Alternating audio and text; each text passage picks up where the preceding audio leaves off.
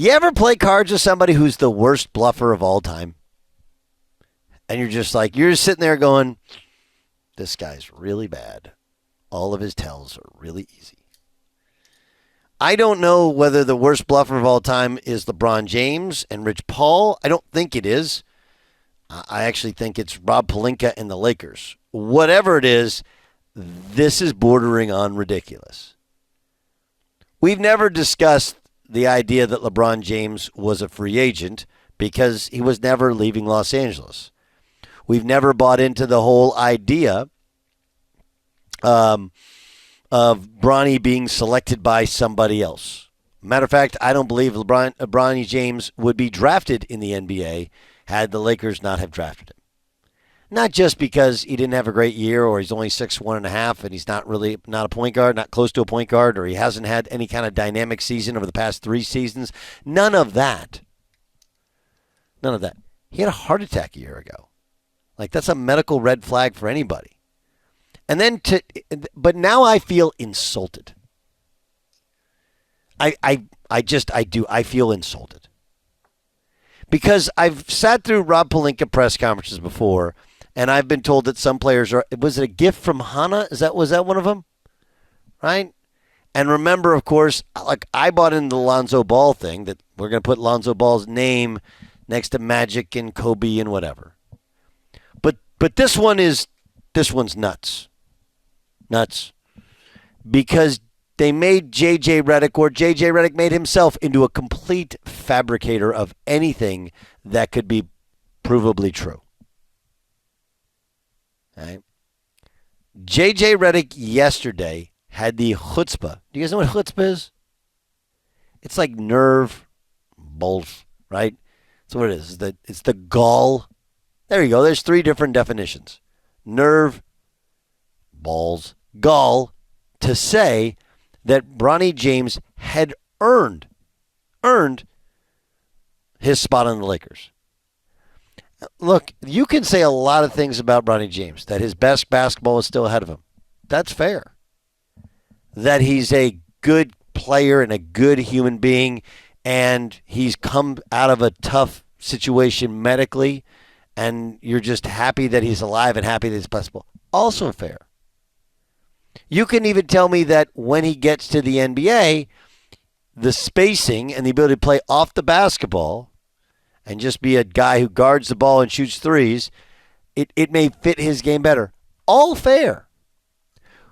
When you look America in the eye and say, Bronny James has earned being on the Lakers, anybody who has any sort of brain no longer takes you seriously.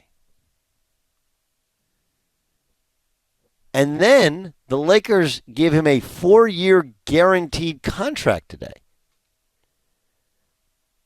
which is virtually unheard of for a second-round draft pick, let alone a second-round draft pick who didn't have a particularly good year, coming off of a heart attack, didn't have a great senior year, didn't have a great junior year. What are we actually doing here? And then LeBron James re-signs, and oh yeah, by the way, he re-signed for the max. When we had been told, hey, LeBron really wants to win, for the right player, he won't sign for the max. So we can sit here and talk about, we haven't spent a ton of time talking about what Rich Paul said, or this idea that LeBron or Bronny could go elsewhere. But now I'm to the point where I'm just offended. I get it. You want your kid on the team. It's kind of a cool thing. Great. He's going to be on the team for 4 years? I brought this up yesterday hosting The Herd. Amari Bailey was a better high school prospect, had a much better singular season at UCLA than Bronny did, is a higher rated, better overall prospect than Bronny James. He was drafted 49th overall in the draft, didn't play a ton this year, and they chose not to pick up his contract. He's out. He's out. So he got a 1-year contract. Bronny James, who didn't do much of anything, gets 4 years? LeBron was never leaving. They were always drafting Bronny. And all of this has to be at least a portion of why they're seemingly unable to get anybody to come join them in LA with through their own volition. So LeBron signs a 2-year deal with max money. Remember, he said, I might take a discount. No, and Bronny gets a guaranteed deal, but will spend the majority of the season in the G League. I mean, really what LeBron James has done is a less expensive way of what Dwayne Wade did. Dwayne Wade's son never played in college, and he just simply bought the G League team and then made them play him on the G League team, and now he's not even playing basketball. Bronny James and his father, LeBron James, are expected to share the court with the LA Lakers the first week of the upcoming NBA season. Adrian Wojnarowski added, and there are no expectations that James will be in the Lakers' rotation. Instead, James is expected to spend the majority of his time with the Lakers in the G League, the South Bay Lakers. Here's JJ Redick at the press conference yesterday. Rob and I did not give Bronny anything. Bronny has earned this. Bronny talks about his hard work. Bronny has earned this through hard work. And for us, prioritizing player development, we view Bronny as like case study 1, because his base level of feel, athleticism, point of attack defender, shooting, passing, there's a lot to like about his game. And as we sort of build out our player development program holistically, he's going to have a great opportunity to become an excellent NBA player. All of that stuff is great. Okay, I agree. You got to build out your player development program. That part is completely true. And they absolutely want to develop Bronny James. Smart, right? Smart. He's got to develop. But we didn't give him anything. He earned it. How? His hard work. Come on, man. What are we doing? What are we doing? So Bronny James works harder than anybody else, including more talented, better prospects on everybody's board? No. And look, I got opportunities.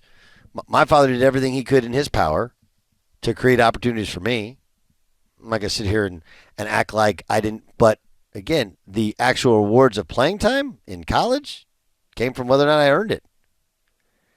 You know, I practiced and played as hard as anybody. I didn't get a shot in the NBA, and there's no jealousy there of Bronny James. Just I don't need it to be lied to directly and say specifically, no, we didn't give him this. Yes, you did. You gave him a great opportunity to grow and learn and play mostly in the G League and maybe play a little bit with his dad. That's an honest answer.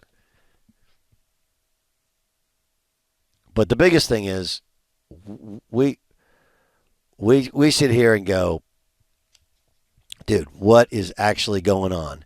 That the Lakers tried to do this song and a dance about, hey, we don't know if he's coming back. We don't know if we're drafting Bronny.